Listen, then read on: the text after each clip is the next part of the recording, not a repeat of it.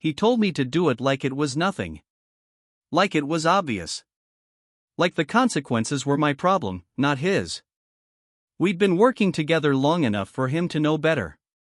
He knew the system, knew the rules, knew exactly why nobody had ever pushed it that far. But that night, leaning back with that smug half-smile, he said the words that stuck in my head. Just do it. What's the worst that could happen? I remember pausing. Not because I didn't understand, I understood perfectly, but because I realized something in that moment. He didn't expect me to actually follow through. He thought I'd hesitate. Push back. Play it safe like everyone else. Instead, I nodded. Because if he wanted reckless, I would give him reckless. Exactly as asked. The thing about reckless advice is that it's always given by someone who won't be standing in the blast radius. He was already halfway out the door when he told me to ignore the safeguards, to skip the checks everyone else relied on. Trust me, he said. I've done this before. That was a lie. I knew it was a lie the moment he said it. His voice had that slight lift at the end, the one people use when they want confidence to sound like fact. I could have stopped it right there. I could have said no, flagged it, escalated it. That's what I was supposed to do. But instead, I documented nothing and followed his instructions line by line. If this was going to collapse, it would collapse exactly the way he ordered it to. As soon as I started, the warnings lit up.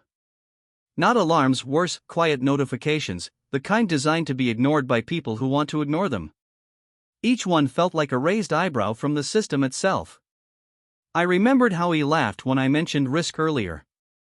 Everyone's scared of shadows, he said. So I disabled the fail-safe. Then the backup. Then the final stop that existed solely to prevent what I was about to do. My hands were steady, which surprised me. I wasn't angry anymore. I was precise. Halfway through, my phone buzzed. A message from him. See? Nothing's happening. That's the problem with consequences. They don't announce themselves. They wait until you're confident. By the time he came back, the damage was already irreversible. He stood behind me, watching the screen, still relaxed, still convinced this would end with him being right. Looks fine, he said. That's when the first real sign appeared, not a warning, not a flicker, but a delay. A hesitation where there shouldn't have been one. I felt it in my chest before I saw it on the display. I didn't say anything. I kept going. That was the deal, after all. Do exactly what you were told. When the cascade started, it moved faster than panic. Numbers dropped, systems disconnected, and somewhere in the background, something expensive broke. He stopped smiling. He leaned closer to the screen, squinting like proximity could undo what was happening. Wait, he said. That's not supposed to. I cut him off without turning around. This is exactly what you told me to do. His voice shifted then. Not confident anymore. Sharp. Okay, stop. Roll it back. I finally looked at him. I can't. Because the rollback was one of the things he'd told me to skip. Because the point of no return isn't dramatic, it's administrative. It's a checkbox you don't click when someone tells you it's unnecessary. The room filled with the quiet hum of systems failing politely. And for the first time, he understood that I hadn't misunderstood him at all. He started talking fast, throwing out ideas like lifelines. Just restore the backup. There has to be a manual override. Call someone, anyone. Each suggestion landed dead on arrival. Backups were disabled. Overrides were locked behind permissions he didn't have. The people he wanted me to call would ask one question first: who approved this? And that answer would be his name. I stayed calm, almost detached. Not because I didn't care, but because emotion would only muddy the truth. This wasn't sabotage.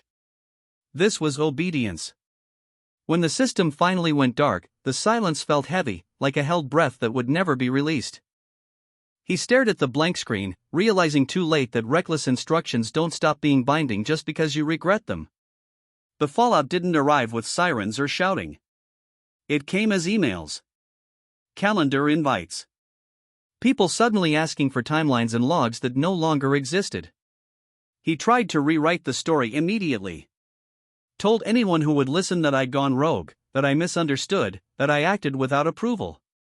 The confidence was back, brittle and forced. That's when I spoke up.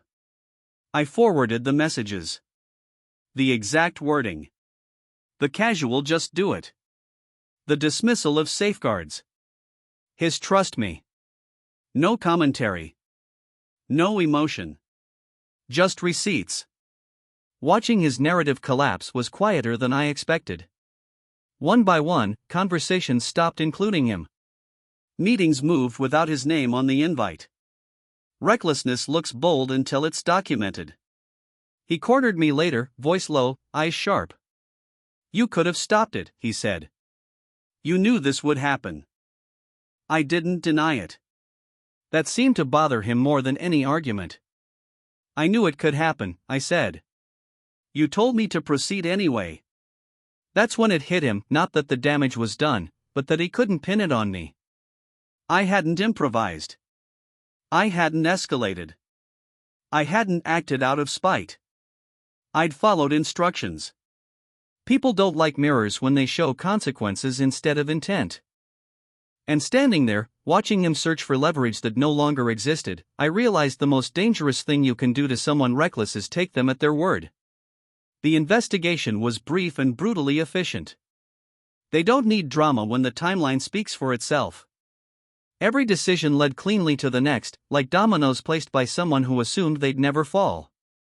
He stopped showing up after that. First mentally, then physically.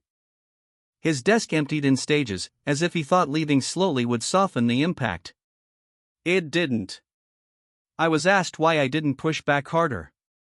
Why I didn't refuse.